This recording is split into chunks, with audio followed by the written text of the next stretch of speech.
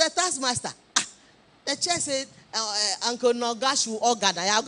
We should go and say thank you to Uncle Noga. What for? So when you do it, then you realize that that's a weakness. So consciously, when my staff close from school when they are going, I say, oh, thank you very much. See you tomorrow. First Dan can say, I will not say it. Bye-bye.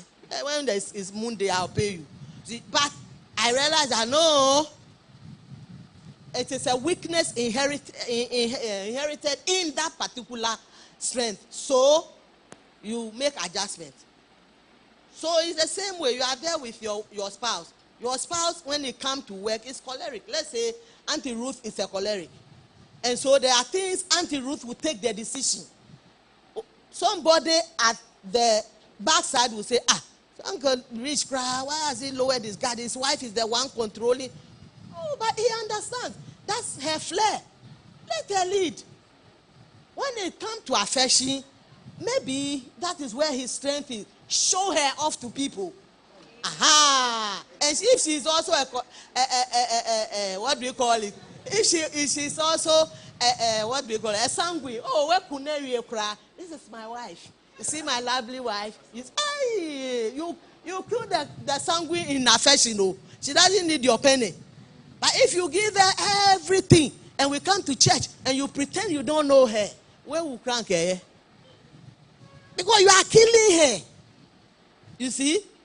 Because I'll be jumping small, but don't worry. Because somebody like the sanguine I think I've said it before, have something we call skin hunger. They are not tarot. You see? That is part of her. It's not that.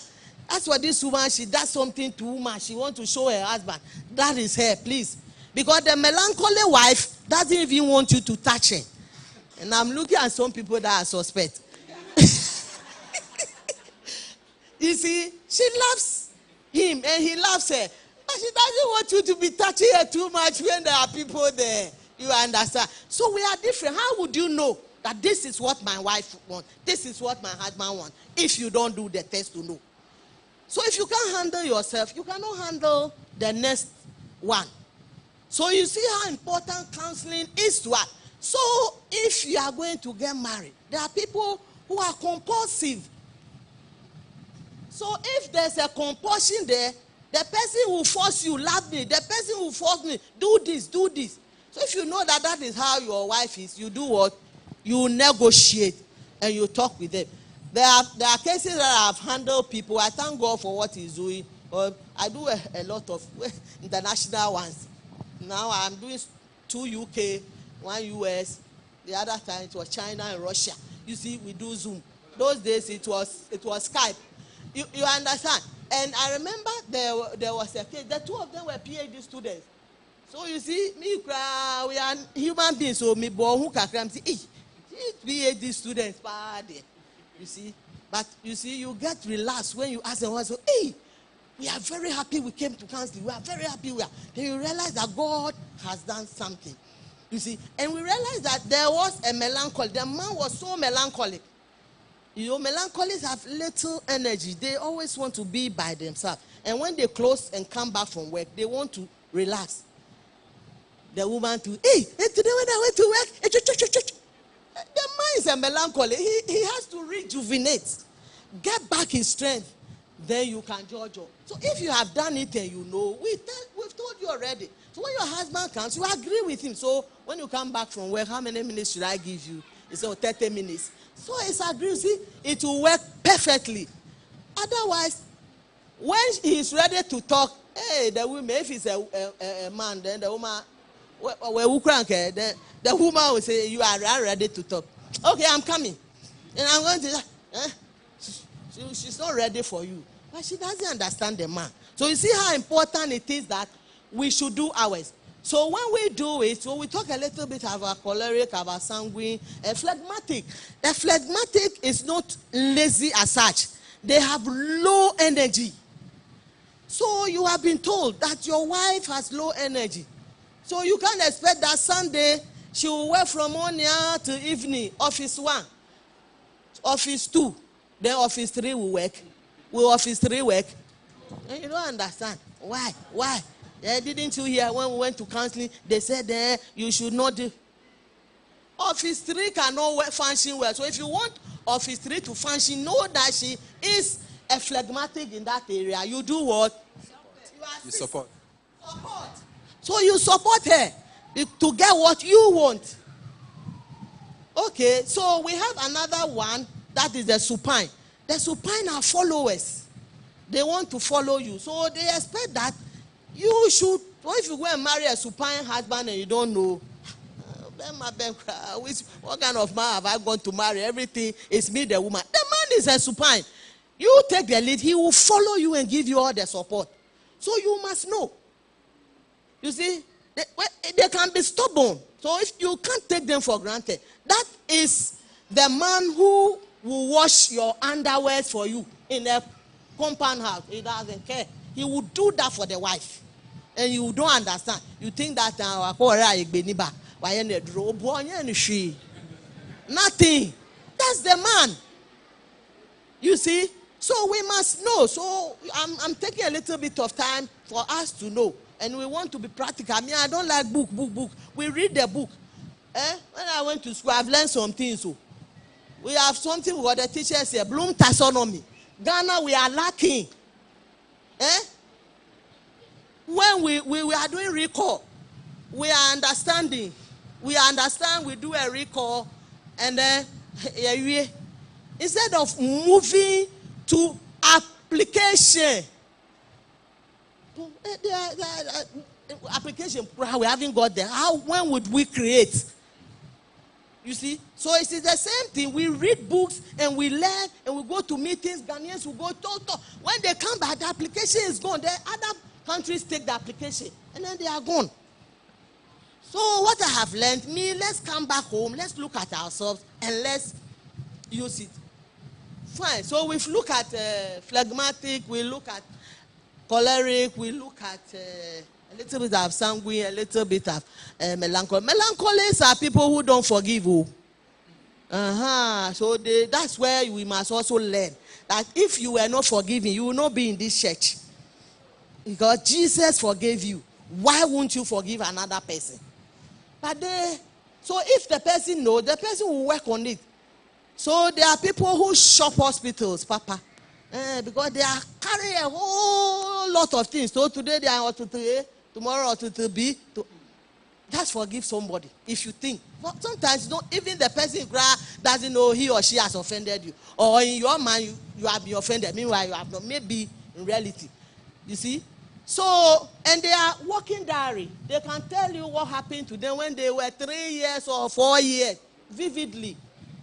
I have a nephew who, when I was working, his father died, he came there, he said, Auntie Grace, can you remember that I was at La Akpachuenshi? It was a Friday, and it was 9 a.m., and my father saw me, and my father was asking me, Ashifi, class 1.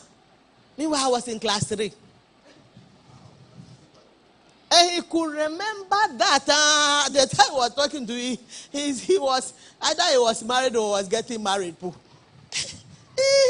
So that's how melancholies are. So if you know, you make a conscious effort to forgive so that you have your life. So that's one of the roles that a counselor and a professional can do for you. If the person is not a professor, the person will refer. I respect and I have a lot of respect for Pastor Nai. Pastor Nai is a very good counselor, but he knows that he's not strong in the temperament. Each time he will encourage the people, go to Auntie Grace, and then we will do it. And it helps. Because if you know who you are and you know who your spouse is, understanding yourself, because you see your topic, understanding. So there are some things we need to do to understand each other. It isn't all that we can find in the Bible. That is why God gave us grace. He said, add to knowledge what? Wisdom and wisdom. So knowledge is so important. Like we said, the counselor will help you. Maturity. He should come and talk. If a 16-year-old say he's married, and maybe for those of us who were late growers biologically, if I go and marry at the age of 16, a Ghanaian girl, they expect me to bring forth. Meanwhile, at that time, I haven't even started doing the thing. Naturally, my eggs were not ready. So you understand. So she will tell you, biologically, cry you need financially. So maybe you just started work. You don't have a bed. Where are you going to put the woman? On the floor? So you see, we are so we are talking about maturity physically. Can you handle issues? Your in-law comes and misbehaving. Can you handle it? So we must be. So the counselor, there are questions and things they use. I use a book, a premarital book that follows steps. You see, and recently, one person they wanted to do it. They've done the APS. We haven't started, but because of geographical and things, they had to get married. But I was very happy. I was there when they called me from UK that Auntie Grace, we want to start the count. I was very happy. And my first one is getting acquainted. The woman got 6 out of 10. The man got 5. Simple question: what food does your husband like? What color? So you see how simple it is. If these things you cannot score, then it means that you need to know each other. So if we don't know ourselves, how will we be able to know our spouse? And how will we be able to stay peacefully? So it is very, very important. It is not only for premarital. Please, he takes $50 since 2006 when I knew him. Because you know the dollar will be growing. So that is good. Know yourself so you can handle yourself better. You understand? So apart from that, whether the person you are going to marry, if it's we do Christian counseling, so is the guy or the lady a Christian? Together, you can do that with your counselor, and you will know whether you are being right or wrong. And we treat topics like power of words, because he has said something that hurts you. Instead of addressing the issue, you say, look at your big head. What's the issue about head? You see, then off we go. The issue is not about head. The issue about the fact that you want your wife to come home early and she doesn't come. When we are talking and she was trying to explain, you went straight to her big head. You spoiled the whole thing. So you see, we learn to stay on the issues. And when we stay on the issues, we are able together to. And in any and then we have conflict management, which is very important that we will be taught. Even people that are married that have challenges and they can, at least there are 3 things that we normally pick: conflict in marriage, covenant relationship, power of yes, forgiveness. These are very, very, very essential. So we go. And for every conflict, there are 2 parts to conflict. One part is for who? We should guess. One part of the conflict is for who? The devil. One part is for what? God. So when there is a misunderstanding, there is a miss. When there's a misunderstanding between couples, what happens? Distance happens. So you have to be careful. When you realize that you spoke about something, the 2 of you were not happy. Now instead of solving it, there's rather distance. And then the last killer is silence. So the silent treatment starts. And then the ego of everybody is up. But so when those 3 things happen, know that you are on the path of who? The enemy, the devil. But when we go on the path of God, there is greater understanding. Because you didn't understand why she did that or why he was saying that. Oh, you understand. So understanding becomes what? Greater. And then there is what? Communication will flow. We talk about, okay, so now what can we do? Communication will flow. Then the last one will be what? Will be bonding. The 2 of you will come together instead of splitting apart. So fine. That's one of the importance of counseling. You get to know that there are conflict, and conflict is inevitable in any human institution. Any human institution, mother, father, child mother, father mother, workplace, church, there is always conflict. It's an inevitable thing. So let's find out how we can handle it. And when you are equipped, you are okay, good. I think I've said the power of words. God, Bible says that some words will do what? Will pierce more than. So let us be careful. If you think that when you get angry, the things that will come out, don't talk. Walking away doesn't show disrespect. And so this is also one thing that is important in pre-counseling. So the two of you have agreed that when we are heated, time out. I will walk away. One of us will walk away. So if one person is walking away, it's not that the person is being... and I keep telling people, put your cards on the table. Sometimes when they say those things, we don't understand. But these are some of the issues we are talking about. But when we are angry, this is what we want to do.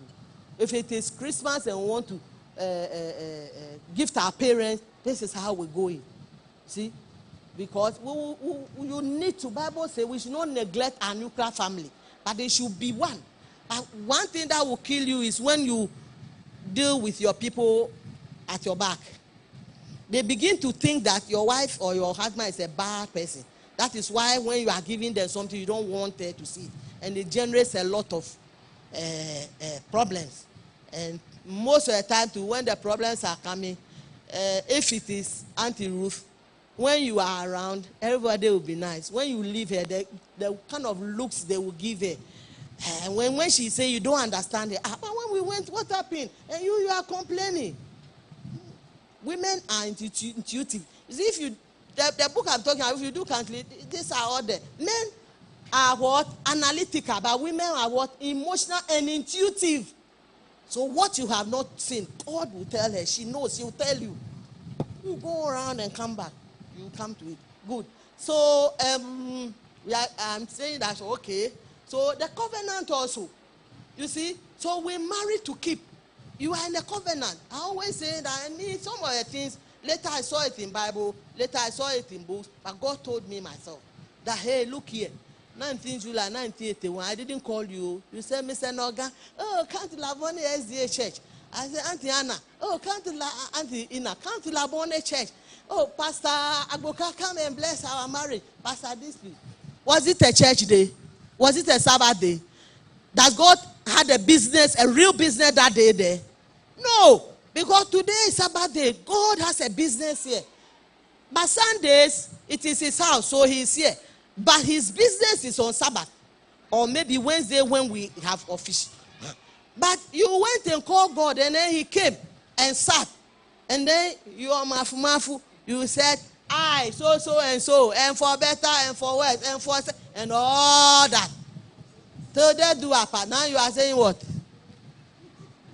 So you are joking with your own life.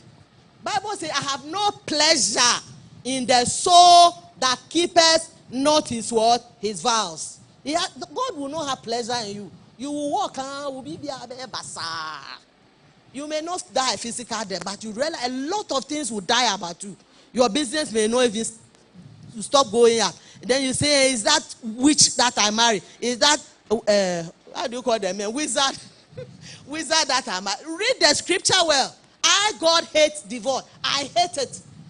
Hey, that word, the power, hate. So he said, take heed to your spirit and deal well with the wife of your youth in the same way with the husband of your youth. Take heart. Otherwise, you are on collision with God. You will collide.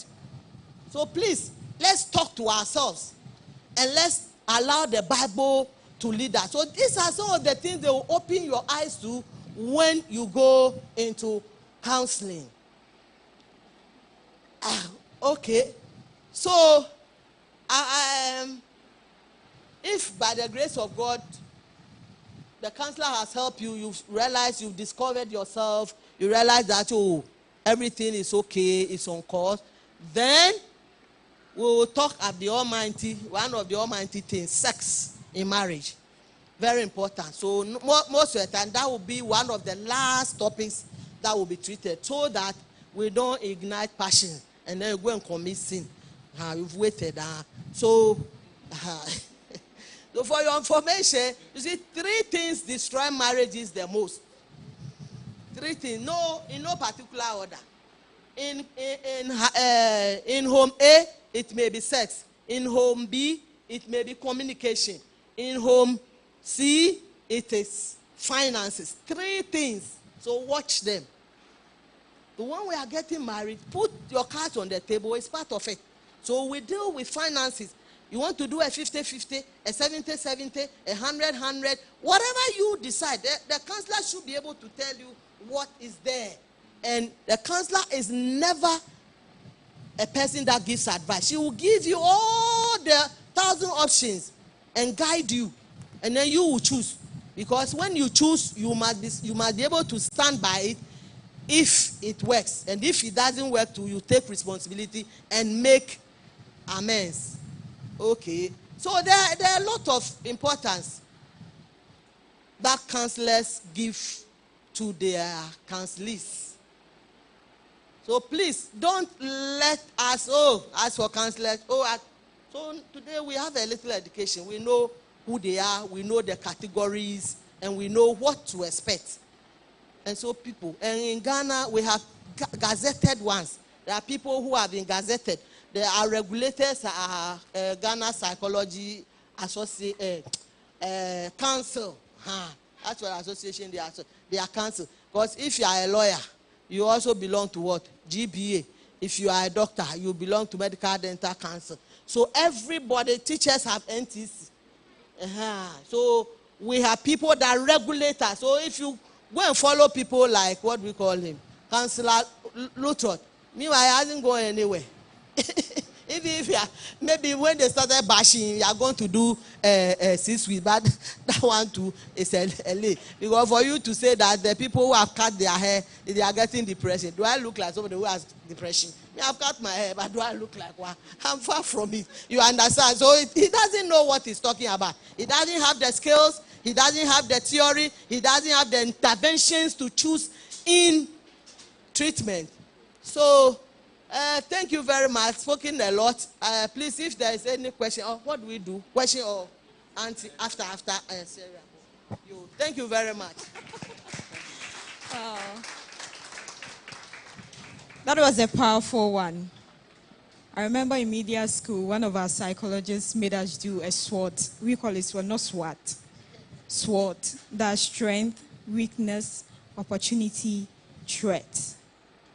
Honestly, it really, really helped me, although it was just this latter part of my life. It really helped me because I thought I knew myself. But that was assignment given to us to go and do. Sit down. And she told us to do it in the night. Sit down. Get a mirror in front of you. Get a pen and paper. Start writing. Look at your strength, your weakness, opportunities, and threats. And it was good. Really good. So, Auntie Grace, thank you so much for that. So we are moving on to the clinical aspect of counseling. So I invite Dr. Selassie Daddy to give us that. Please, a round of applause.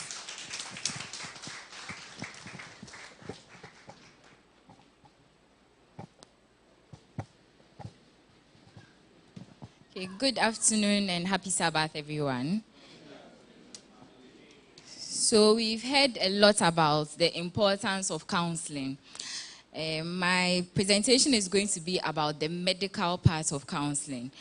Before I start, I would say a few things that will rub people off the wrong way.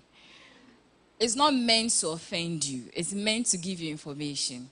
So that's a disclaimer. Okay. So before I start, I just want to know when you decide that you are going to court somebody, what are some of the things you discuss? I just need like 3 or 4 answers.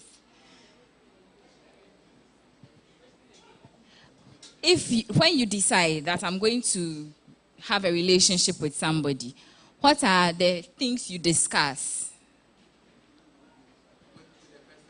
Yes, with the person, with said person. What's your genotype? Okay, that's a very important question. We've gotten 1, 3 more.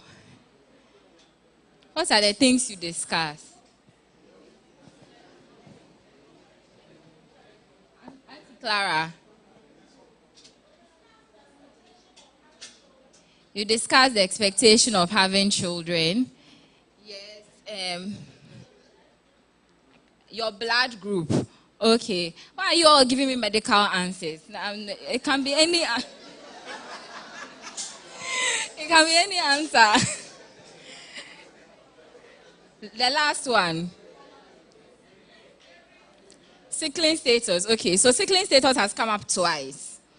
Okay, so just as we've all mentioned, I mean, when you are going to date somebody, you start by finding out, oh, what does the person like? What don't they like?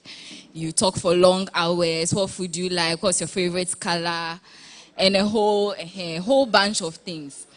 But a very important thing that some of us forget to talk about in the early stages is about our health. And your health goes a long way in your relationship. It's not just for marriage. It affects your children. It affects your children's children. So it continues for generations. So before you even decide that I'm going to date somebody, you have to know what your health status is. And they also have to know what their health status is. In Ghana, we have decided to do something. So most churches, most institutions have this. So it's called a premarital health checkup. The name presupposes that you do it before marriage. But I would like to propose that you do this before you even start dating. Before you even start asking any girl or boy, oh, I like you, I don't like you, have to know your health status. It's important. So the premarital health check is a panel of tests in which the couples that are going to get married are tested for their genetics.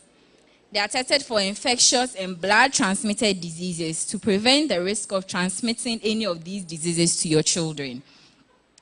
The test is designed to first identify potential health issues that can affect fertility and latent hereditary traits. So basically how you have children and things you pass on to your children. And then it also tests infectious diseases, especially the sexually transmitted ones. Then it also prevents the risk of passing infections to your partner and also to your offspring. So that's the general overview of what the premarital test is. So I've mentioned some of the importance. So you identify your genetic changes, you assess the risk of being a carrier for transmission to your offspring. So in genetics, we have things that are dominant, things that are recessive. You know that the dominant ones will definitely be passed on to your children. The recessive ones might be there, passed on to your children's children. It should show up later on, generations later.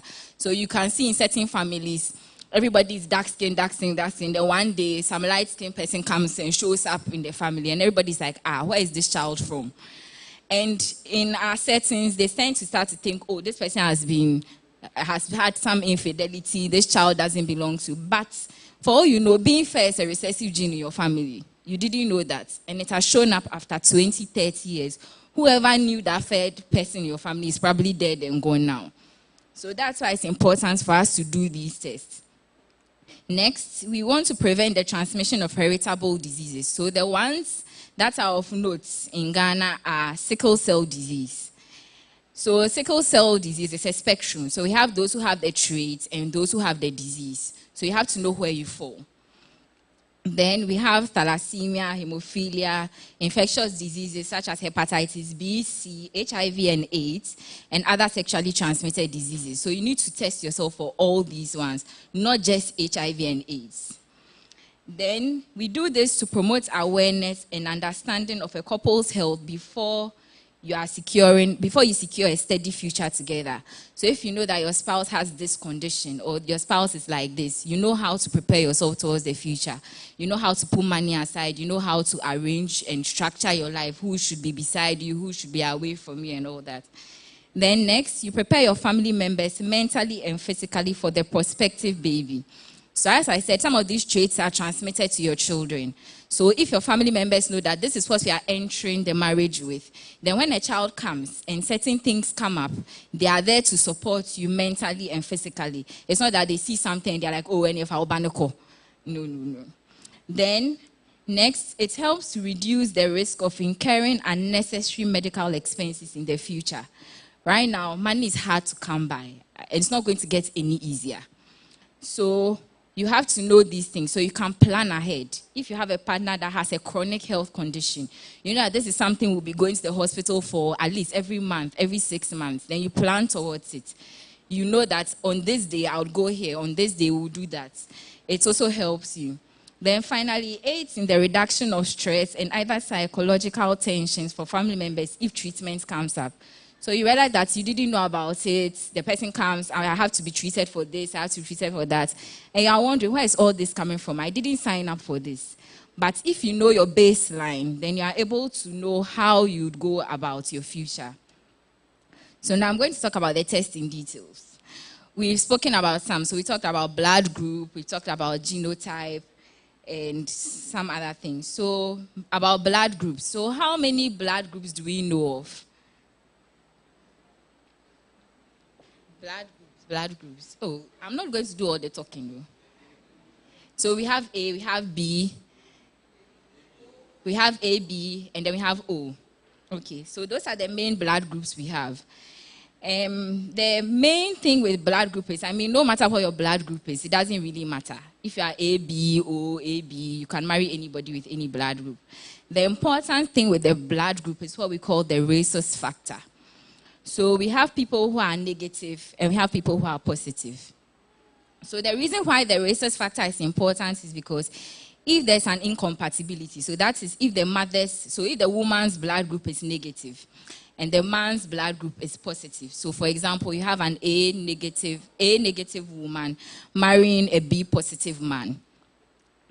What happens is that when they have a child, the child can either come with a positive blood or a negative blood. If this child comes with a positive blood and during pregnancy, there's going to definitely be mixing of blood. So some of the child's blood gets into the mother. Then the mother starts to form antibodies against the child's blood because the mother doesn't have any antibodies at all in her.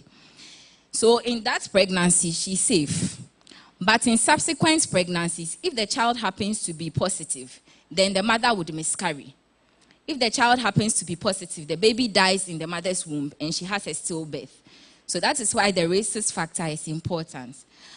This is not to scare you. There's an injection that is given to mothers to prevent this from happening in their subsequent children. That is why you need to know what your baseline is, so that you know that, oh, I'm going to deliver. I'm a rhesus negative woman. My husband is rhesus positive.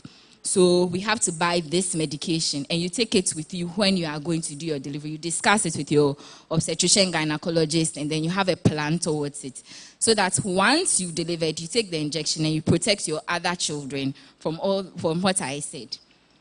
Then the next, we go to the sickle cell genotype. So, as I said, sickle cell, we have a spectrum. So we have those who are not sickle cell patients, AA. Then we have those who are carriers. So they carry the traits, meaning they can pass it on to someone else. So they are AS or AC. Not just AS, AS or AC. Then we have those who are the sickle cell disease patients. So they are the SS and then the SC. They have other subclasses, which I will not bore you with. So the reason why this is important is because sickle cell disease is a very, very, very painful illness.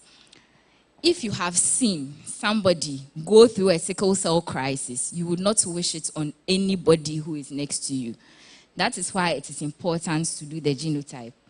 So before you even start to say you want to be in a relationship, you have to discuss this, because if it happens that you are both sickle cell disease patients, I humbly suggest that you end things there and then, because you do not want to bring children into the world who would also have the sickle cell disease. We are trying to reduce its rate in Ghana. So the statistics are that for every 100 children born in Ghana, 5 of them have sickle cell disease. And it's a lot. I mean, if you look at the Ghanaian population and every 5 children are coming up with sickle cell disease, it's not encouraging. So we need to know this. So the reason why, so the probability that goes with this is that if you are an AS and you marry an AS partner, you have a 50% chance of having children who are carriers. You have a 25% chance of having children who have sickle cell disease. And you have a 25% chance of children who do not have the disease. So this percentages, it doesn't mean that if you have your first child and the child is, for example, AA, then you've done the 25. So now you're left with just 75%. No. For every child, the probability remains the same. So you can have all children who would be sickle cell disease patients. You can have all children who will be AA. You can have all children who will be carriers. So that's it for those who are AS and AS. Then for AA and AS, they have a 25% chance of having carriers and a 75% chance of having children with AA. Then AA and AS, you have a 100% chance of having carriers. So every child you give birth to would be a carrier. And then SS and SS, or SC, SC, SS, SC, SC, SS. You have a 100% chance of having a child with sickle cell disease. So your child would come with sickle cell disease. So, as I said earlier on, please, as much as it's within your power, let's try and know our genotypes even before we start to have courtship and date. And when you give birth to your children, educate them. Let them do their blood groups, their rhesus factors, their genotype, so that when they go to school, as they interact with their friends, because we all know that you end up marrying people you grew up with and hang around. So you discuss that at that age. Then it's not when you are now ready to get married and I'm like, hey, I'm SS, oh, I'm AS, then okay, we can't do this. Okay, moving on to the next person. No. You need to know about it right from your childhood so that everybody understands that this is it. So you know that as I'm going into the marriage pool, it's only AA people I'm going for because I'm SS. So that's it for sickle cell. So the next part of it is the text for the infectious diseases. So the main one we usually would look out for is HIV and AIDS. So HIV and AIDS is vital. These days, it doesn't necessarily stop a marital union. It used to be the case, but these days, it doesn't stop marital union. The importance of it is that once you and your partner know your HIV status, you know how to plan for your sexual intercourse, for your pregnancy, and then delivery during marriage, because you do not want to transmit it from one person to another or to your offspring. So that's the importance of HIV and AIDS. Then next is hepatitis B and C. So these ones affect the liver. And they will lead to liver failure. Sometimes, if not handled properly, you can even get liver cancer. So it's important that you know your status before marriage. If you have a positive result, it doesn't mean you cannot get married. It just gives you more knowledge. And this is vital because then, as I said, you can plan for your future. If you both test and you are negative, then you get the vaccination and you prevent yourselves from getting hepatitis B. Then next on the list are the STDs. So STDs here, I mean outside HIV and hepatitis B. So we have gonorrhea, syphilis, chlamydia, a whole bunch of them. So the reason for screening for these sexually transmitted diseases are because they are transmitted sexually, one. And they don't just end by transmitting to your partner. Some of them have dire consequences for your offspring. So you can transmit certain conditions to your offspring that you could have avoided if you knew about this baseline. Then these days, some people are requesting for fertility tests. So fertility tests are not part of the routine premarital labs that are done. So they are an add-on. So if you want it, you ask for it, and then they will go ahead and do it for you. So this test is done on request. And because, as you said, getting married, there's a hope of having children. As Auntie Clara said, you want to have children once you've gotten married. So you need to know what the ability of a woman to get pregnant and the ability of a man to impregnate a woman are. And this is where the fertility tests come in. So usually for the men, they'll do a seminal fluid analysis, and for the women, they'll check your hormonal profiles. So this is not to deter you from marrying someone because, oh, the person has some issues with their fertility. It's just so that you know that maybe we will not be able to have children as easily as person B or couple B. And in the Ghanaian society, it's very common. Once you've gotten married, in a year, it's a stretch. In like 6 months, until you are not pregnant. Your friend you come for a friend's naming ceremony, outdooring, and people are, when are you come? When are you come? We are waiting for you. You are next. No, please, that shouldn't be the case. Everybody is different. And so everybody is going through different issues and is going through different challenges, which may or may not be impeding them from having children. Another thing I would like to point out is that there's this, well, it's not new. There's this condition that has become more common in the females these days. It's called polycystic ovarian syndrome. And the basic thing about it is that it makes pregnancy difficult because you are not producing ovaries, therefore you are not releasing eggs. And if there are no eggs, no pregnancy can happen. And it's very common now. In every 10 women you pick, about 7 of them have it. And yes, and the thing is that nobody really understands what is causing it to happen. But it's common. You can be having a normal female menstrual cycle and then you go one day, someday, somewhere, you wake up one morning and you're diagnosed of PCOS. So please, we have to be very careful about the way we talk about pregnancy and its associated issues to couples because it can be very stressful on the marriage and on the individuals as well. Then the next one is the chronic disease test. So for chronic diseases, we all know about them. Everybody knows every chronic disease that there is available. So you want to know about this because it has implications on pregnancy. Some chronic conditions can make pregnancy a lot more difficult for certain people. So for example, a woman who has hypertension or diabetes will have a more challenging pregnancy than someone who doesn't have any of these things. And you need to understand it. A man who is hypertensive and diabetic might have some challenges and you would need to know about it. So you need to know your underlying chronic conditions. Then the final one is the genetic testing. That is also not routinely done, but these days it is available in Ghana. So if you are concerned about certain genetic conditions being transferred to your children, you can get this test done. As I said, it's not routine, so nobody would require it for marriage. So in summary, these are the things that are necessary before you get married for couples who are thinking of it, who have decided that they want to take the next step in their relationship. Thank you.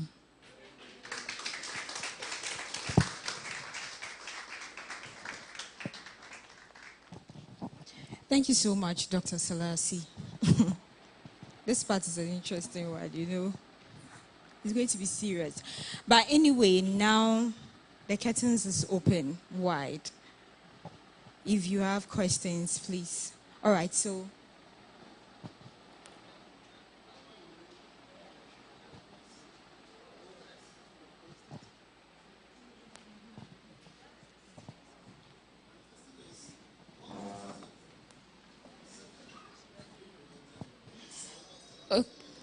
okay, so as I said, the exact cause is not known, but it's believed that people have certain genetic traits, and then when you are exposed to certain environmental factors, such as stress, maybe you change, maybe you were living in Ghana, you moved to another country, so you were not really, the environment has changed for you. It can trigger that gene that is there lying dormant, and then it starts to manifest.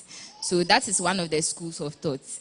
But the exact cause, whether we can identify who would have it, who wouldn't have it, we haven't gotten to that stage yet. For the prevention, there isn't really much you can do to prevent it, but it can be managed. So once you are a female who you realize you are supposed to, you are of the reproductive age, so you are supposed to have started having your menstrual cycle and all those things. Once you start noticing certain changes, for example, it used to happen regularly, all of a sudden it's irregular, you didn't have hair on your face, now as a female you have a beard, you have hair on your chest, you have certain male-like features, you have to have that at the back of your mind and get tested for it. And then they would give you the medications. I mean, it can be treated, it can be managed. But it's just that, as I said, for them, pregnancy is a lot more difficult. So you might need to go into hormonal therapy. You might need to have IVF in the very extreme cases. So that is why you need to be aware of it.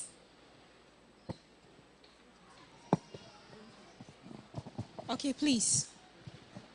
Questions? Okay. Fachewe.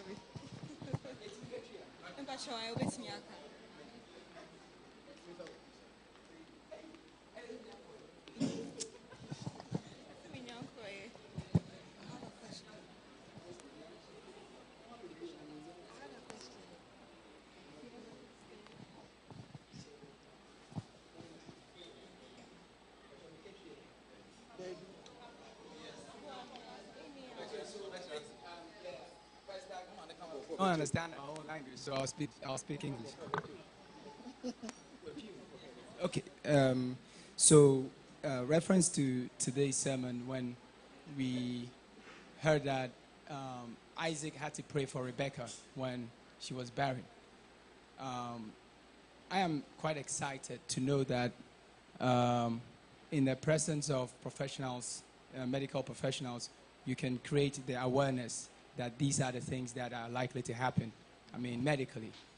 But giving it a bit of a stretch, when it falls outside of medical reasoning, when all of what you said is in place, and a woman is still barren, or a man is still struggling with something, as professionals, how do you treat this beyond the physical or medical?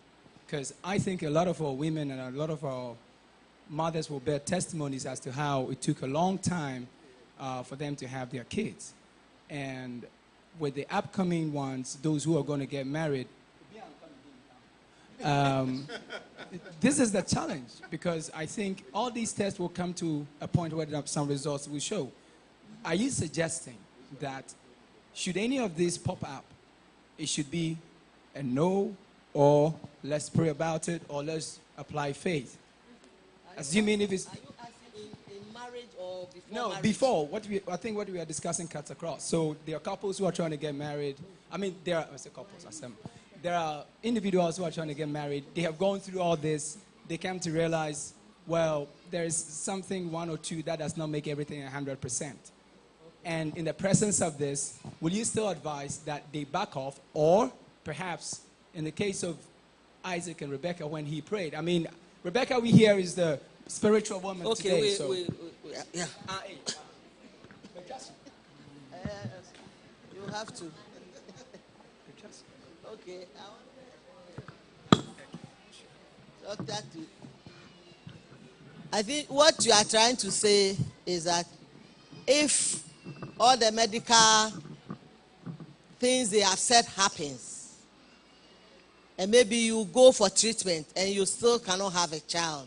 Or even if it's there, is it a recipe to say no? Okay, that depends on the two of you. There are people who marry for children. There are people who don't care when they marry whether they have children or not. So that comes back to, yes, if you do a proper counseling, it's part of it. Bearing children is part of it. And it must be the decision of the would-be couples. So you even decide before you go in. Probably you may not have done a fertility test. But the two of you agree, if we marry and we have children, praise God. If we don't, we need to stand by each other. We are humans, though sometimes these things will happen.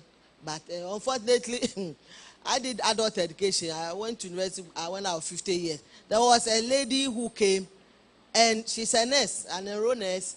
And she said she was there one day. They said they are coming to do adoring in their home.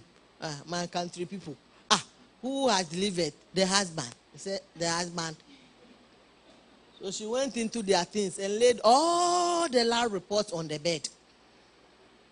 The man has shoot blind, what we call, arrows. The arrows doesn't have anything to pierce. But somebody has brought in pregnancy. And you see, and the day she said it, I felt very sad. She said, look at me, and then I went to suffer on cancer. They miss mad. I drank it. She just wants a child. Meanwhile, she knows that the lab result shows that the man cannot impregnate a woman. And you see, it's a strange thing that, now, so I think 2 other people, so he has 3 children, 3 different mothers.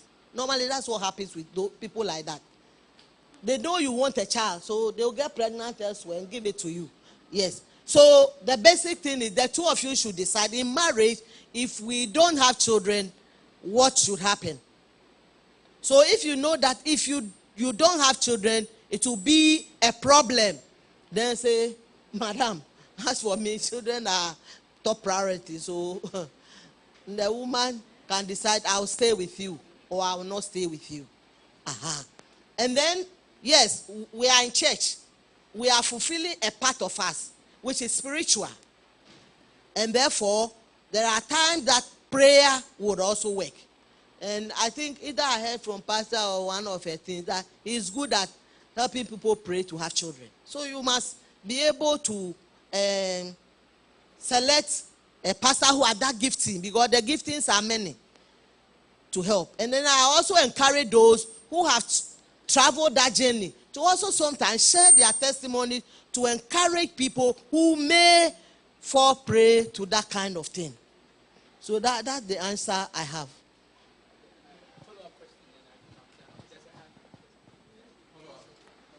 No, I mean, you can take it and I will come back. Or I should.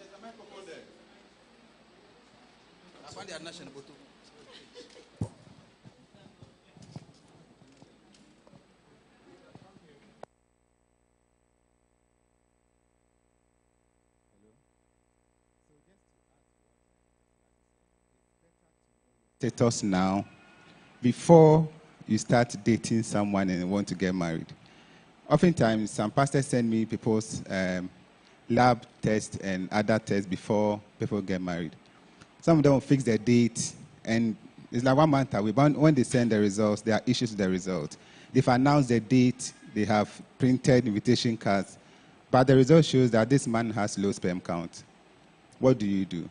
They'll go in the marry, and then we'll call for prayer session. They are always in front praying for children. When we know that this is the challenge we have. We all believe in miracles, but it's better to know your status in your pocket. So maybe from here, all the singles among us, it's time to go do all of those tests. Do the infectious disease that she mentioned, do the genetic ones, do all of those ones to be sure of your status before you go in for someone's daughter and then becomes a problem. And I think, Auntie Grace, just to come to you on this, some of us, we started dating when we had no idea what dating was. I was in school then. How do we have a program such that the young ones now will be able to be prepared for it, so that by the time they are ready, they are prepared for it?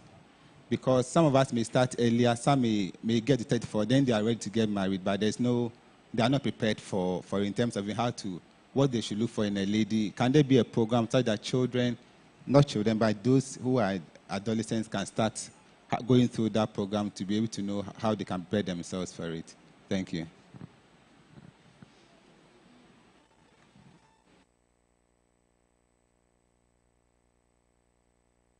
No, for a long time, because long ago, at least for some years, I've been on the home and family. And we've been talking about this thing. Sometimes I wish I'm a writer, but I don't have that gift. Because I would have wished that we can do a small leaflet like flyers. That sometimes the things we are talking about, we could write it and be sharing to educate people. That is 1. 2, if maybe every quarter we can meet and talk about it. And there's a problem I've also seen in Adventist church. Sometimes you call and the people are not there. So sometimes we have to break some protocol and take it to them. So sometimes preaching time can be dedicated to some of these things. Because I believe that we are made of what? Spirit, soul, and body. So sometimes we need to do a little balance. Because you, the pastor, you will not sleep. this girl married, this couple married, they are not having children. The next one, they are not having children. It's all will be pastor. But sometimes, like what we are saying, if we have been able to do those tests, we would have made a decision, and it would have been easier for all of us.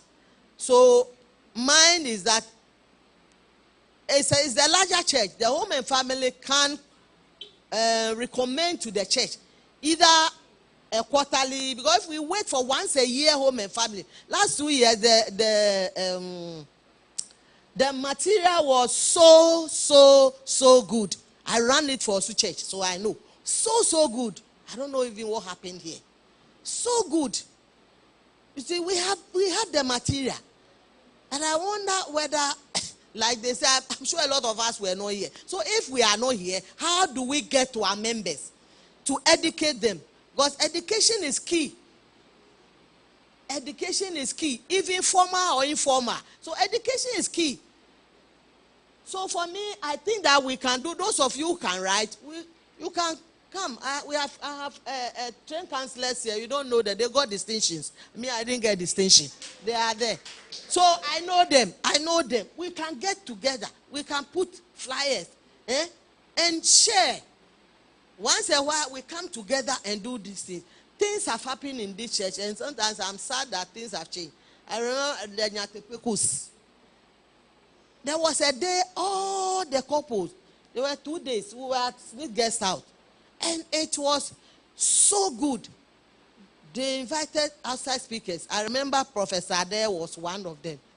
And there's something he said that always makes me remember him. He said, in the night, the woman will be praying, "Oh God, deliver me from the hands that move in the dark." Those of you who are married, you understand. Because it is a strange hand that is coming in the dark. During the day, the woman didn't see that strange hand. So when she's going to bed, that's the prayer. You see, these things, they help us. So please, pastor is here, I'm happy. And he too, he can write. So please, let's help. Ghanaians don't like to read. So if we do bulky reading, we won't get there. So small leaflets, small flyers, and chipping things. And people will begin to ask questions. People will begin to call. So Edanoga is in your court. So, yes, thank you. Okay. Personally, mine is not a question, but it's more on the PCOS and coming from what I learned from my gynecologist. So with PCOS, what I was told is ladies who have high androgen, right? So you tend, and with marriage, since we are talking about marriage, women that have PCOS have to have men who have patience, because with PCOS, sorry,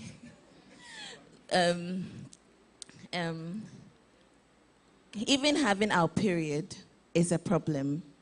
A lady can stay a whole year without seeing her period. She can even have it for 2 days a day and it's not going to come again.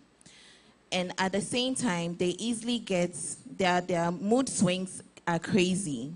They easily get angry. It changes from time and it doesn't make sense. So we talking about this, I feel like we should put more attention to that, because PCOS is more than it looks like. A woman can be there, she wants to eat, but she cannot eat. She gains weight out of nothing. She can be there, she's not eating for days, but she's just gaining, and it's frustrating. They easily get depressed, they easily get anxiety. So with PCOS in marriage, I feel like we should put more attention on it. Thank you. Exactly why I got up. I think the home and family should put it on the calendar on afternoon program. So we call the medical personnel to come and talk about it, because we are each other's keeper.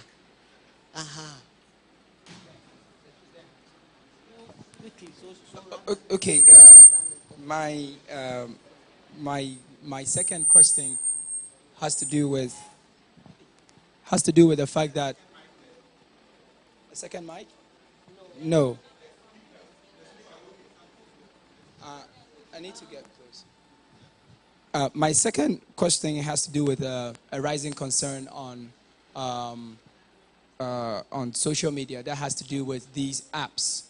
One of them is called Nebula. These apps have the propensity of having you just by a click go through some database and try to connect you. It's a compatibility app. And I think those on Facebook, frequenting the streets of Facebook, might have seen some of these things. These are apps that works. It's quite clear they handle more of the spiritual part. They're talking about karmic and these spiritual stuff that connects people. It deals with horoscopes and all of that. I don't know how many people here are even up to date with horoscopic stuff like that. But my question is, as professionals and as Christians, I think, to be honest with you, our problem with relationship goes beyond the physical, to be honest with you. Most people here know this. And my question is, my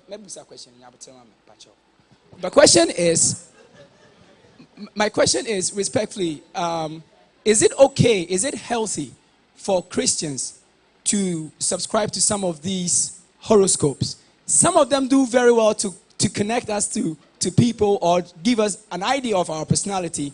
And if you toe that line, you may almost think that is actually guiding you.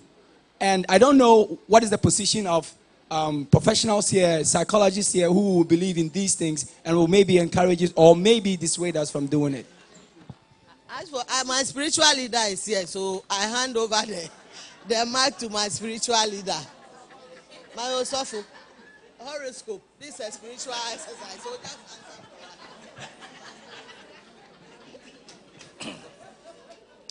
It's something that Christians should not subscribe to. That's all. Thank you. Thank you. So those are not Christian. I wanted it to come from the horse's own mouth. So we don't have to follow everything. That's why initially people were even against psychology. But we are Christian psychologists using the Bible to help people because simply we all think, we all feel, we all behave. I can explain anything you give me with these three things. It's a triangle. Sorry, it's a triangle. The way I think may affect the way I behave. The way I behave may affect the way I feel. So, as a Christian, I learned this from psychology. It doesn't mean it's bad. So, my friend, horoscope, let them stay on their lane. Thank you. Any question?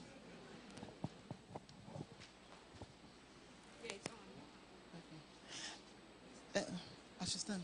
Okay. All right.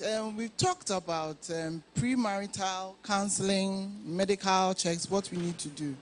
However, we've checked all the boxes.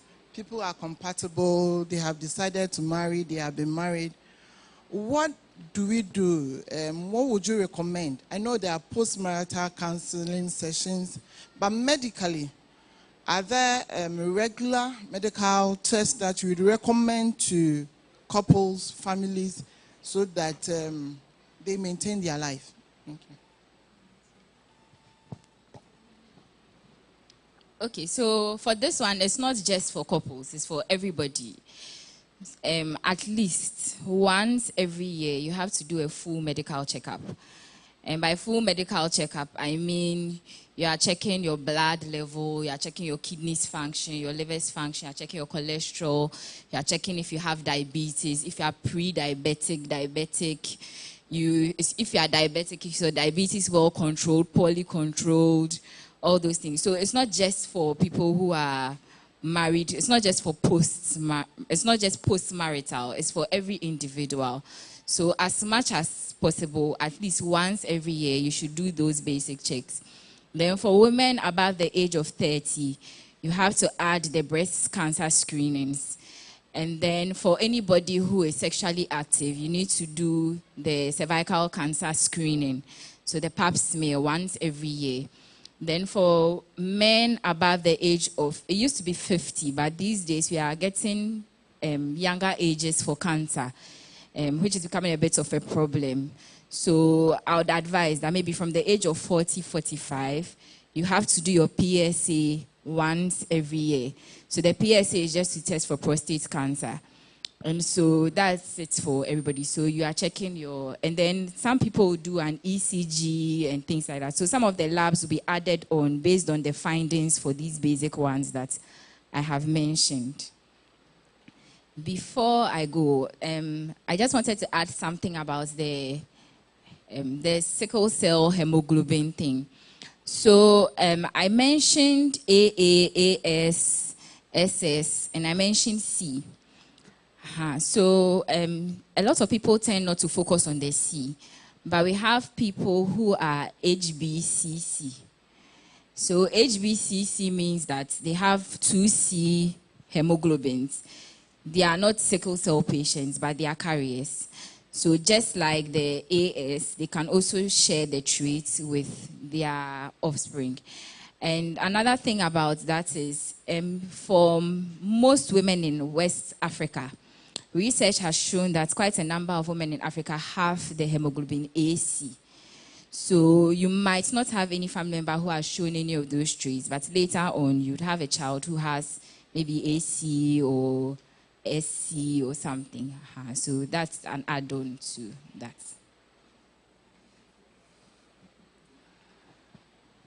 But my question goes to you. Let me stand so that it's okay. By the way, Mr. Makion, you just mentioned regarding the test we should do. Can you give us a raw figure how much it will cost? Very, very important, so that we factor into the budget. Very, very necessary. Madam, me, my father, and my mother, old folks, they supine whatever pine you're talking about. They never, but they had successful marriage. What has changed? Is it the diet? Environment? What has changed that you want us to do all these things? Because those days, these things were not there. But they had successful marriage. Point number 2. Last Thursday, there was a discussion here. There was a discussion here as heartbreak or broken heart. We were dating. We all agreed that we will marry. We were dating. We all agreed that we will marry. And therefore, we started buying stuff. In fact, we went to the extent of even opening a joint account. Dating or courtship, whatever you want to call it. And then something happened. It's not going to happen. As a man, my heart has been not broken, but shattered. How do I heal in the first place? Point number 2, should I take my things back? Or I should? So I've asked 2 questions, and then I'm waiting for Makion to give us the figure. Pastor, for our parents, success is relative. Because in those days, divorce is unheard of. It's a taboo. You are going to stigmatize the family. So they couch on their woes and they stay there. And in those days, it was a full man's world. And it is the man that supports. So the woman or women during those days had no voice. I believe that is also contributing now. Now we have women who are also supporting. Education has also brought us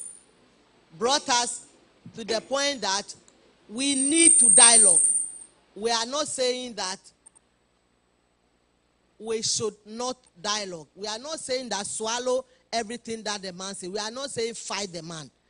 But we should dialogue and bring our point on board. Just like what I said. If it is the issue about my wife coming home late, let's talk about it and leave her big head or her face, what do you call this? Makeup on her face. You see? So our parents, I believe, kept a lot of things to themselves. So that was one of the reasons. They lived long because they were eating healthy. So diet was part of it. They ate organic food. But you and I, how much organic do we eat? And even if they say organic, sometimes we cannot even try. So I believe for our parents, it was part of it. And number two, those days, the men are allowed to go out. So even if he sees the man, he will not talk. The man goes out to have an affair, and it was part. You see, you know, the guns, you know why they say Obechebi circle. Do you understand that thing? Obechebi means you don't have a step sister, a step sibling. And they were proud enough to name somebody Obechebi.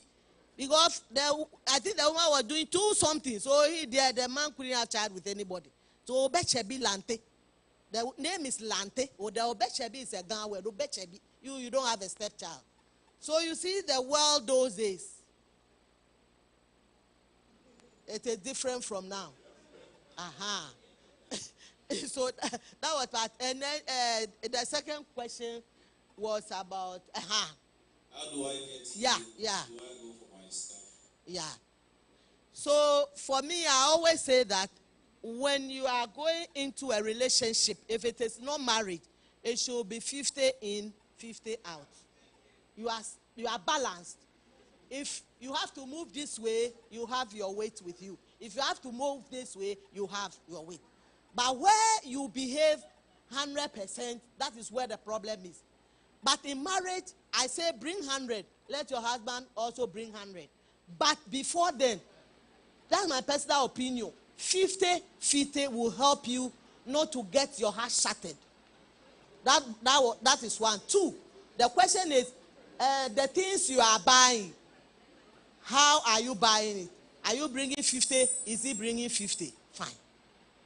You see, if the least I envisage getting from your parents, say 6 cloths of wax.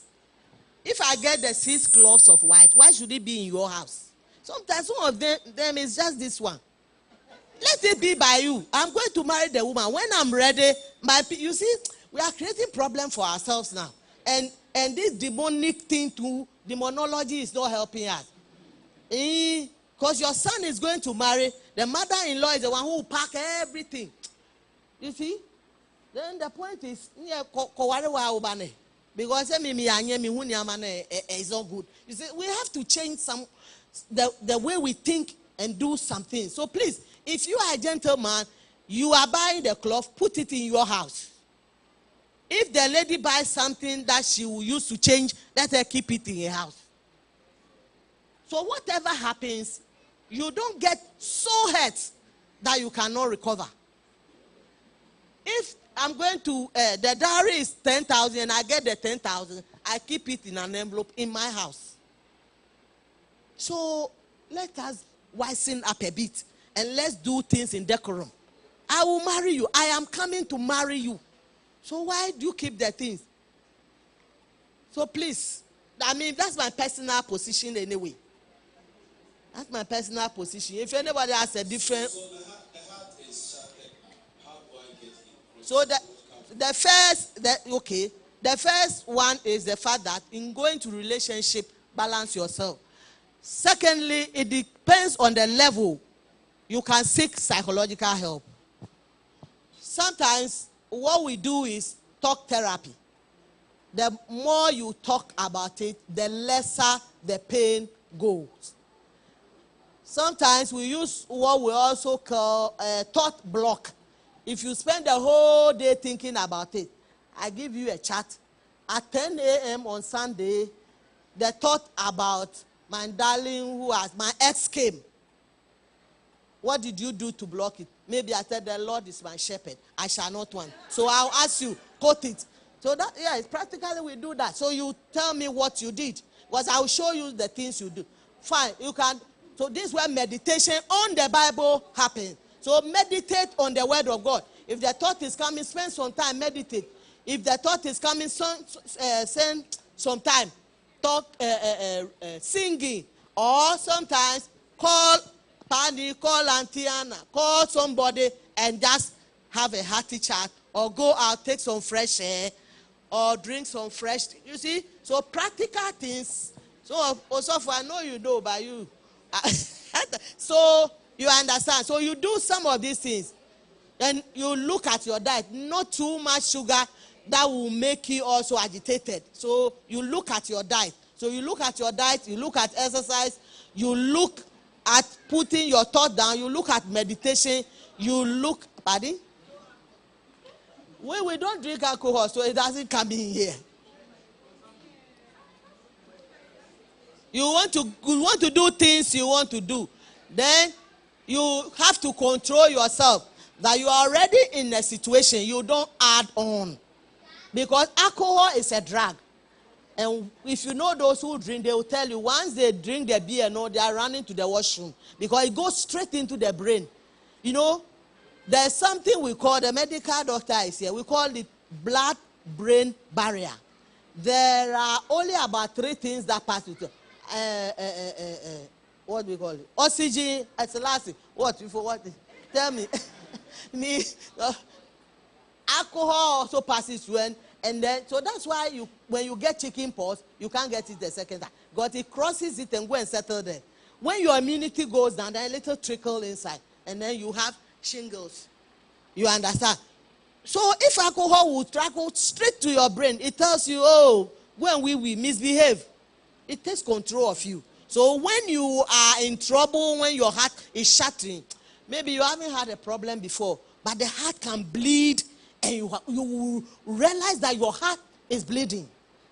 If you haven't been there, I'm telling you, yeah, your heart, you will feel your heart literally bleeding. Meanwhile, there's no bleeding anywhere. You understand? So what Pastor is talking about is a serious issue. But that's why we are bringing the things that we ought to do to stop it. So you meditate, you sing, you call a loved one, or if those who want to write, you can begin to write something. You eat good food, you take care of yourself, be conscious of yourself. Many more. Thank you. Oh my God! Please any more questions. I also ask points and categories there's need. And so the past record, for instance, it's something that's an all try. You don't have to go through everything hard before you use it. And so it basically helps you keep a record of what you are thinking at what time and how that is making you feel. Especially before you are working out in your regular life, if you are grieving, you are going through some pain. The thoughts record can help you keep track of it, help you know and I was do I feel this way? And so keeping a record of it to help you know so that you can avoid those moments, so that you can avoid those situations that make you think that way. And regarding how to deal with such heartbreaks, everyone deals with grief differently. And so I think we should allow people to cry. When people want to cry, we should allow them cry. Crying is a very good exercise. It helps, well, it helps you tear up. It helps you really express the emotion you are feeling. Now, in our part of the world, we attribute crying to being a sign of weakness. And so when someone is going through pain and heartbreak, we don't want the person to cry. We want the person to bottle it up.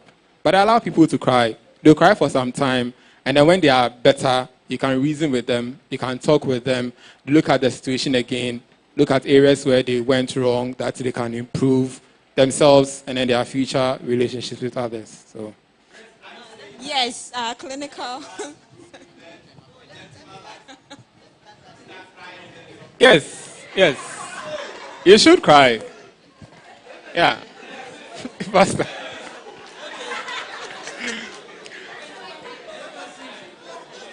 Okay, just to add to what he said. just to add to what he said.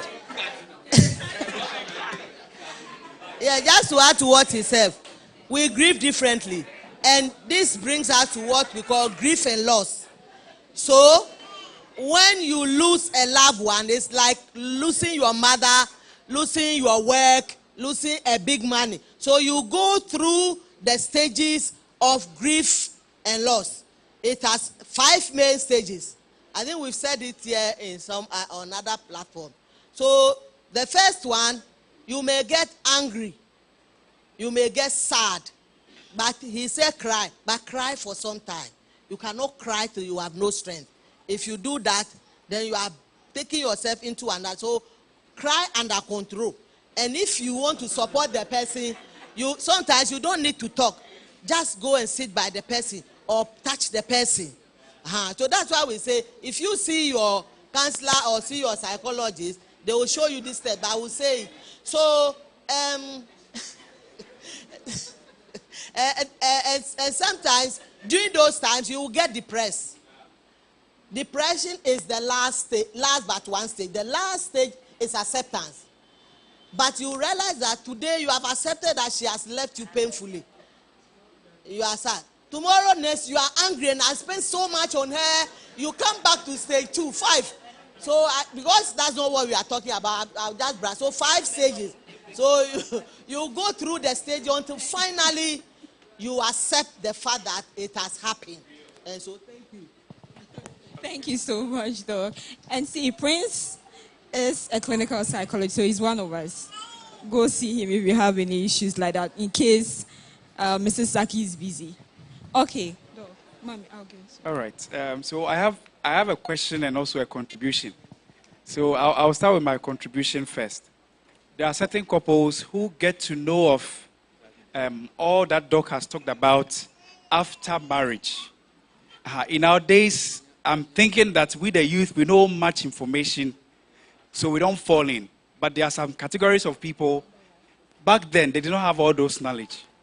So they find themselves that we are married. We realize that we have HIV. We are married. It was after the marriage that we got to know, maybe we both we were cycling positive, we had careers, and then we have the babies now. I want to say that there is help. There is help out there. So let's try to make sure that we go for them. Equally, I believe we have counselors who are well trained to walk people through these kind of situations. Because many people get to be missing when they find out that this is the situation. And many marriages break down. Yes, because you can't imagine knowing that your partner has HIV. Some people, they find out, most pregnant women, they find out when they are pregnant, when they are going for antenatal clinics. They realize that, oh, I have hepatitis B. Oh, I have HIV. And then it's a whole big issue. It is not a grounds to divorce your sorry. Please, don't divorce your wife or your husband because you found out that. Find the cause. Probably, it wasn't because of infidelity. So my question too is directly to the counselors. People, as I said, are there counselors who are trained specially to counsel parents with deformed babies? By deformed, the word underlined deformed is a baby who society see them to be abnormal, Down syndrome, cerebral palsy. We have other people with neurological deficits, you know. Do we have such counselors out there, separate from the clinical ones, who can help to guide such parents? Because I know it is very difficult. It is very, very difficult. And the other one too is with couples who are tired. You know, because in marriage, it gets to a point in time where my uncle told me this. I'm not married, okay? So you don't want to see your spouse. You are tired. You are tired of sleeping in the same bed every day, having the same conversation every day. You are just tired. Please, are there counseling sessions for such situations? Thank you.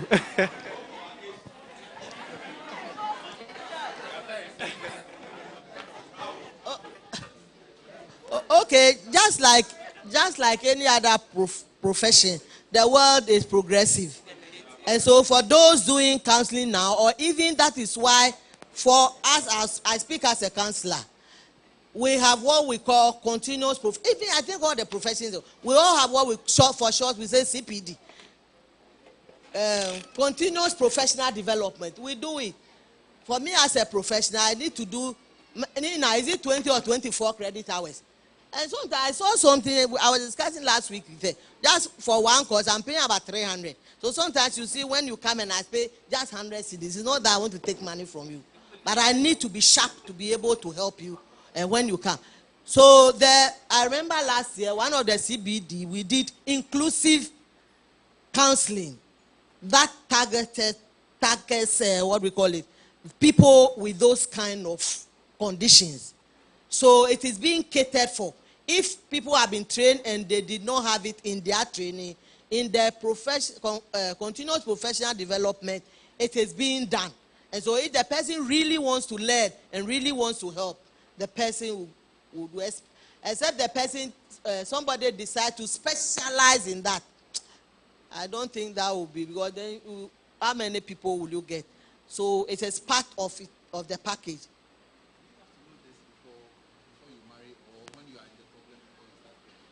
The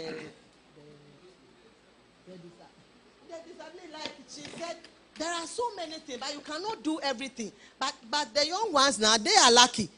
They do abnormal tests. Is that what they call it? Yeah. So you can know whether your baby is abnormal or not. So if your baby is abnormal, that is you and yourself and your husband and your God. If you want to keep it or you want to get rid of it. So if you have a strong faith, you can pray and change it. If you don't have a strong faith, that one is your decision to make. So there are some that you will know. There are some too. It's because, like she said, environmental factors. Sometimes what you eat when you are pregnant, or what you drink when you are pregnant, or what you take in terms of medication as pregnant may have caused it. Or you may have done the test, you are okay. But if you, from that point on, you don't take very good care of yourself, some of these things will still meet you on the way. Even stress. So you see how important it is. We treated stress already, but I think once in a while we should stress doesn't take too much time. We can get a 50. We were where is my son? He's gone. The health, this thing is not there. So once in a while we should visit the stress thing. Because you see, the stress thing is like me having a rubber band that they used to bind the money at the banks and other. See, you put pressure on it, it will stay. But over time, you will see cracks in them. You may not see physically until you stretch it. You see, so that's what stress does to us. And it can affect from our head to our soul. There are things it can affect. We are not here to talk about it, so we'll just yes. Thank you. All right, so Mrs. Hammond. Leave, no? When you marry for 2 months. Please give them for the leave. Oh, yes. I think you've forgotten that part, whereby those who are married and at this point, they are tired of seeing each other. Hey, tired, dear. For better, for worse. Till death do us part. There's no tiredness. So. You're not. Buddy, you see, that there are things that don't go out. Or when I got married, my first house was where we have the educational unit. That's where we lived. And I remember one day I went to see my parents at La. I was coming, and so I was on that stretch from where that insurance place coming. Then 2 men were chatting. Was it here or was it at Togo station? The man said, our party and can see a call leave. I was like, you see, because like him, I was just married. I was enjoying my marriage. I didn't understand what he was saying. But you see, before you get married, make up your mind you are going to get married and stay married. Please, don't decide that I'll be a tenant. It's an offense to God. And you are just curtailing your own blessing. Find out what you can also do to spike your marriage. And like I said in time past, the people they organize. So let's organize. You see, sometimes we want to go for money matters. I mean, we can this is a big compound. The couples can go and have some, and let us be real too. Let us be, the faking is too much. Who fake one? You see, when you remove your dress, you will know whether you are a man or a woman, or no matter how you are dressed. So, the post-marital counseling or sessions are very, very important. Because now you are on the job. So you know what is in it. You see, you have some skills to help you. Like we were saying, conflict management. So when conflict comes, you know how to. But you are a human being. You need support from each other. So it is very, very important. As for tiredness, take it out of your mind. You cannot be tired. You can't be. When you see you are getting tired, ask the man who gives strength to give you strength. And ask yourself, what can I do? Accra will tell you that you just walk by your wife to the Kelewele side, buy 5 CD Kelewele for her. Is this too much? You have just spiked it down all the time, staying in the house, coming to see her face. Oh, so please, the little things we can do, the little things we do with our friends and we do with our wives and our husbands when we are not married, let us not stop. Because if you stop, there will be nothing inside. Thank you. All right, so our last question. Maybe you take him, but I think Baba is coming from a position where not necessarily live together for few going for a vacation. There is nothing wrong with it. Baba, I've not given anyone here. Some vacation or the two of you. Sometimes you stay in the same Bubuasi area for a long time. Take 2 weeks, go to Adan, some resort, the two of you alone. You change the environment a bit. I think that's a point. But to leave, you are taking a leave 1 year, 2 years. No, that one is unbiblical. But at least, like you said, spike it up. Do something. So some of these things, like you said, we can organize couples. One evening, everybody comes. We chat, whatever.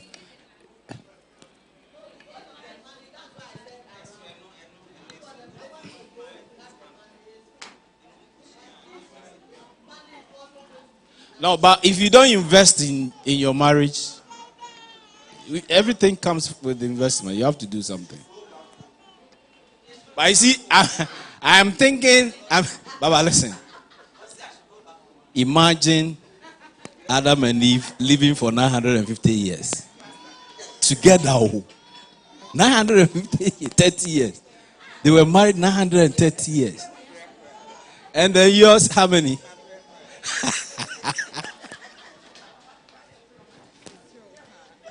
Hello.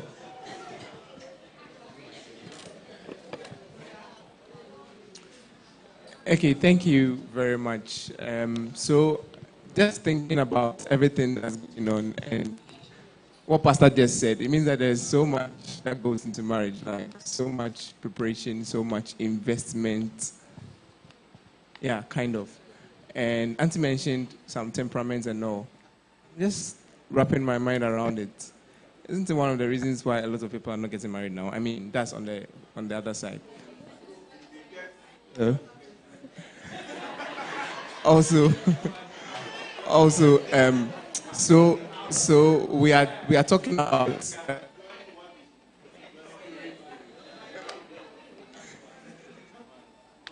we are also talking about adding some of these programs to the church programs, like if the family. Oh, please, thank you. For instance, if the family ministries will add something that will make couples go out and all, and I think it's a very good thing. But we should also think about youth. I think Makion mentioned, or someone, maybe those who are at the age where they should be thinking about marriage and maybe they are not thinking about it. Maybe there's so much on their mind. I have friends who say unless they get 1 billion Ghana cedis, they are not planning on getting married. But maybe some of these programs will try and open up their minds. Because looking at all the investments I'm talking about, it's true. If you don't have 1 billion Ghana cedis, you can't marry. So yeah, it's kind of a recommendation. Thank you.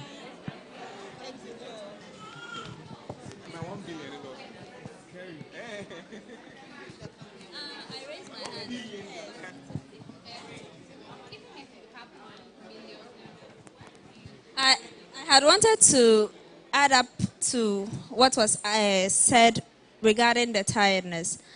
You will realize that when Mrs. Saki was talking about the vows, for better, for worse, and everything. All that I wanted to say is that I've realized that with everything that we do, we have to be intentional about it. If you make up your mind that you are going to make it work, it will work. Aside the church, some people are not creative on how to spice up their marriages. So it's advisable that you get yourself amongst friends who, maybe this couple friendships, where you can go out, where they organize stuff. Some people are very creative. So you can also pick up from those marriages as well.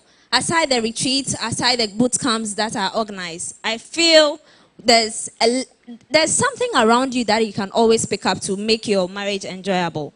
And it's not also about leaving your spouse or anything. You can take a break 2 days, go to your parents' house and then get back. And also, please, go and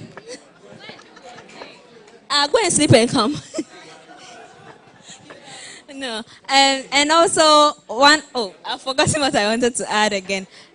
With regards to parents with special children, yes, special needs. It's not only about in the marriage where people are finding it difficult and then they are faking. Even parents try to keep up a strong face amongst people. You can't blame them for it, because if they are not strong, how can they help their children that are in need? I feel that at every point in time, if someone is going through something, they should open up. If not to a friend, it should be a doctor. You would assume that, in Ghana, maybe we don't have enough people who would help me in that space. You haven't opened up to anybody for them to direct you towards that place. And until you open up, we wouldn't know that this and that and that is wrong with you. You can't assume that people should know that you are feeling this way when you are smiling every time. It's true. You can't. We just can't assume. And if you see someone crying, it's not always that they are sad. Some people are crying because we call it tears of joy, right? So you can't always assume. So for everyone at a point in time, you should open up. When you open up, though, you'll be directed to the right places, and then you get the needed help. Thank you. All right, so this is where we end. You feel, but don't accept it. If you feel you are tired, you cannot say, I'm going to stay in my mother's place for 2 days. Except something has happened that you have to leave to your mother's place. There is no room and going there for 2 days. Because that 2 days may end up to 2 weeks. That 2 weeks may end up you not coming back. And probably you did not start with that intention. So that one is a no-go area. Find other alternatives.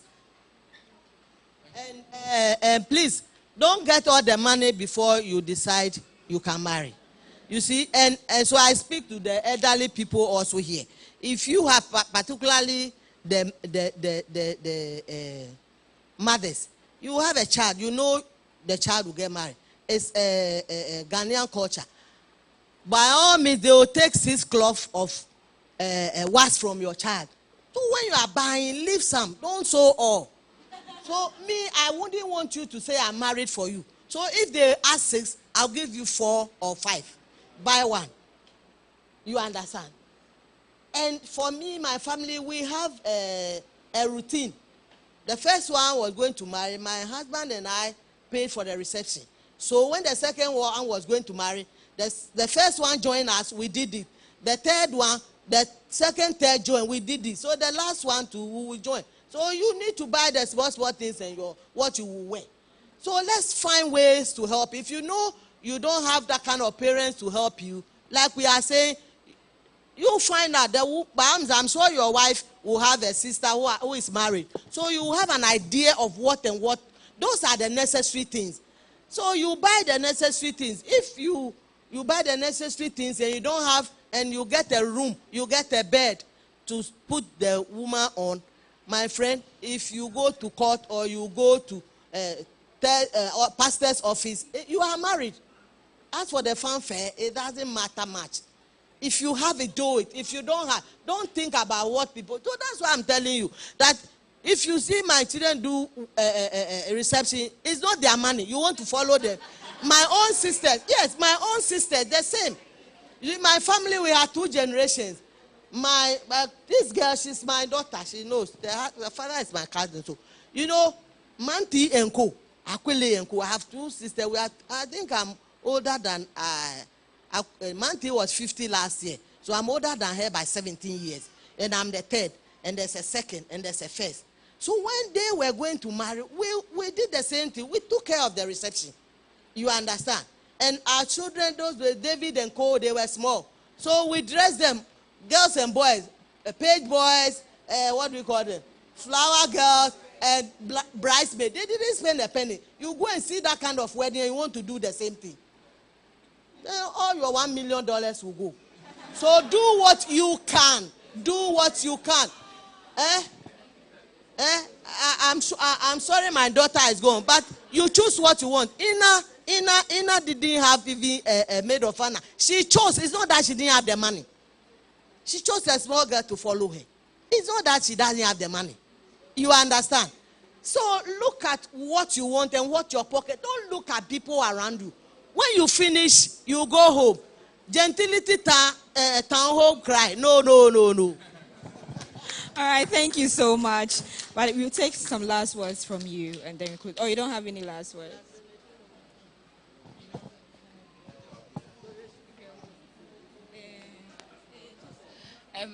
Okay, so just my final word. So I spoke a lot about all the medical things, but what I would like to re-emphasize is that you shouldn't decide to do this only when you are going to get married.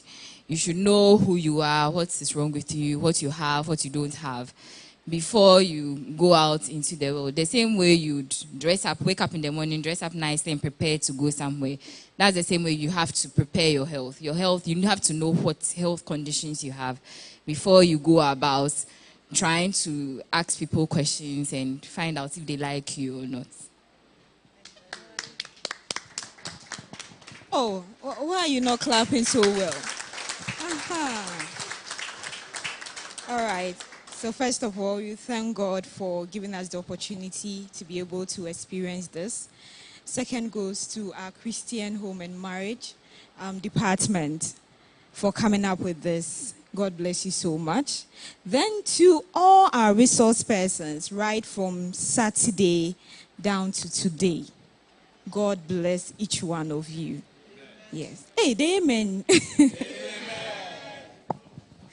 All right, so yes, because Auntie Grace said it. Don't think it's their job, so they have to do it. We have to appreciate them for their time because they had other things to do, but they came anyway. And to each one of you, those who watched, followed online, those who came here in person, God bless each one of you as well for making time to come learn, not only for yourself, to help others. I repeat, not only for yourself. You have friends. Please share. We beg you, share. You are impacting life. You have no idea. It's not only about the Bible, yes, but health, every other thing. It's also good. We should impact life. Thank you once again. God bless us and protect us. Amen. All right, so I'll invite Uncle Richie. Okay, thank you very much. I'm so happy to see the numbers here. Unfortunately, in course of the week, we're just about 5, 6, 7.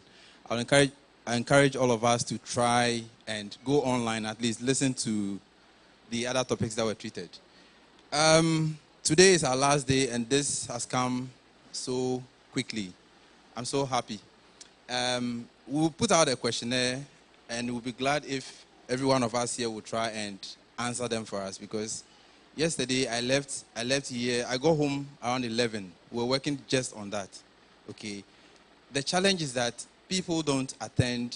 Maybe the weekday we can excuse ourselves. But if you look at the number of people who were here in the morning, in fact today I'm impressed though. Almost every pew has somebody sitting in. All right. Let's keep it up, and let's. So if you have any other topic that you think we can treat, I heard Auntie Grace saying that we should put up. Yes, we've thought about that. We've had discussions. We have some topics that we can. I think in September, we have another week or so. We would see what we can bring up. But if you have anything that is bothering you, you can always come to the department and you will be sorted out. spiritually, physically, medically, you have seen them. They are all there. Thank you very much. God bless you.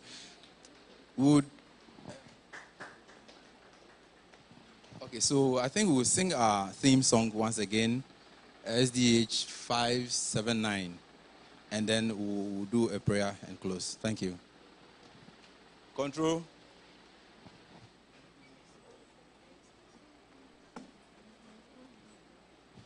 Control room 579.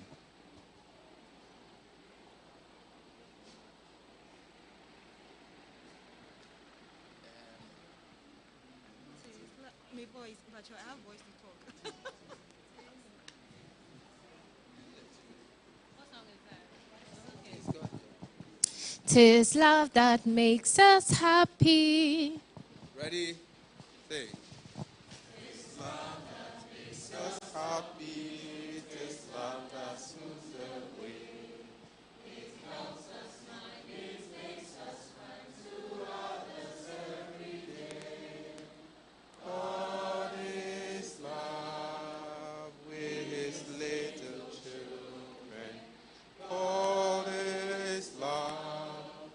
We will be like Him. 'Tis love that makes us happy. 'Tis love that suits the way. It helps us mind. It makes us kind to others every day. This world is full of sorrow, of sickness, death, and sin. With loving heart, we'll do our part and try some soul to win. God is love with His little children. God is love. We will be like Him. 'Tis love that makes us happy. 'Tis love that suits the way. It helps us mind. It takes us kind to others every day. And when this life is over and we are called above, our song shall be eternally of Jesus and His love.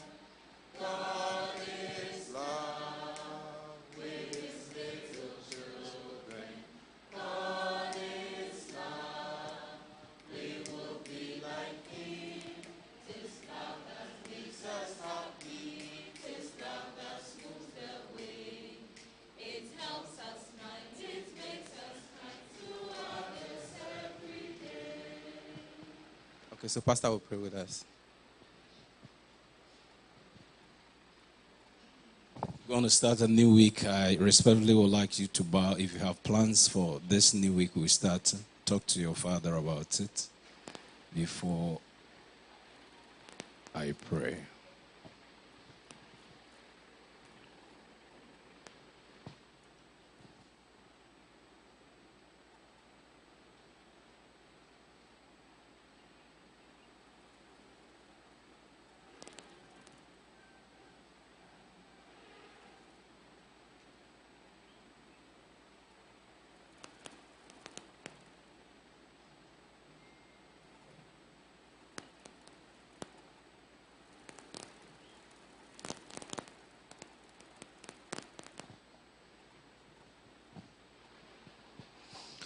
Holy Father, throughout the Sabbath where we erred, we apologize. We sincerely plead for your forgiveness.